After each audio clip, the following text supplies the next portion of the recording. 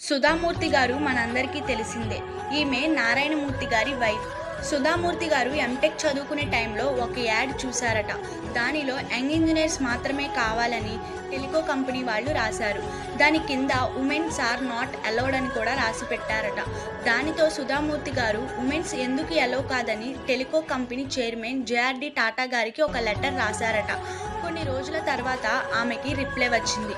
పూణే కంపెనీలో ఇంటర్వ్యూకి అటెండ్ అవ్వమని. ఇంటర్వ్యూకి వెళ్ళాక యాడ్ అలా ఎందుకు ఇవ్వాల్సి వచ్చిందో వాళ్ళు చెప్పారట. ట్రైనింగ్ జార్ఖండ్లోని జంషెద్పూర్లో ఉంటుంది. అక్కడ లేడీస్కి టాయిలెట్స్ ఉండవు. అలాగే వర్కింగ్ టైమింగ్స్ కూడా ఒక్కోసారి నైట్ షిఫ్ట్ కూడా పడవచ్చని చెప్పారు. దాంతో సుధామూర్తి గారు మీరు సొసైటీని డెవలప్ చేయాలనుకుంటే 50% ఉమెన్ ఉన్న పాపులేషన్ని హైయర్ చేసుకోవడం మొదలు పెట్టండి అని చెప్పారు.